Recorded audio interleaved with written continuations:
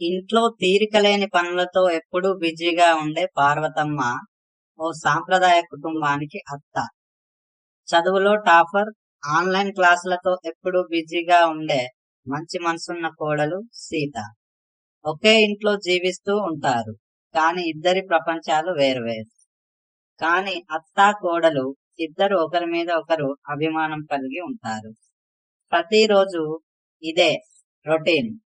Sita క్లాసులతో busy, ఫోన్తో busy.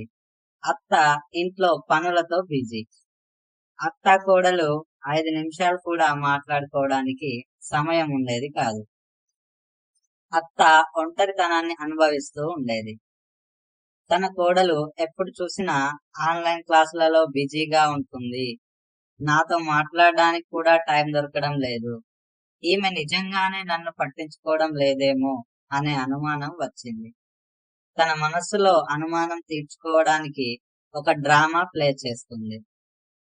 Sita, నాకు కడుపులో నొప్పిగా ఉంది, బాధ భరించలేకపోతున్నా అంటూ మంచం మీద పడుకొని యాక్టింగ్ చేస్తూ ఉంటుంది.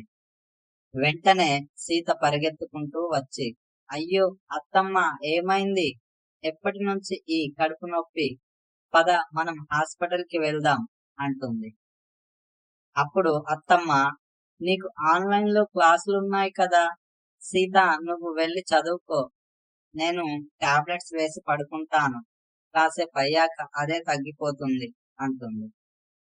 అదేంటి అత్తమ్మ, నీవు కడుపు నొప్పితో బాధపడుతూ ఉంటే నేను చదువుకోవడం ఏంటి?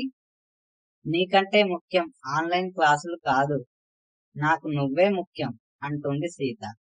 అప్పుడు అత్త నవ్వుతూ, నాకు కడుపు నొప్పి కాదు తల్లి, హార్ట్ పెయిన్. నువ్వు నాతో మాట్లాడకపోయేసరికి నాకు ఒంటరిగా అనిపించడం మొదలయ్యింది. నాకు నీతో మాట్లాడాలనిపించింది. అందుకే ఇలా చేశాను అంటుంది.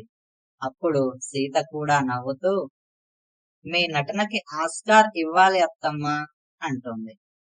అత్తమ్మ అనుభవిస్తున్న ఒంటరితనాన్ని అర్థం చేసుకొని తీరిక దొరికినప్పుడల్లా సీత తన అత్తతో సరదాగా మాట్లాడుతూ ఉండేది. అత్తకి ఇంటి పనులలో సహాయం చేస్తూ ఉండేది. బిజీ షెడ్యూల్స్ ఉన్న ప్రేమ తగ్గదు. ఒక చిన్న కేర్ చాలు మనసుల్లో స్థానం పొందేది.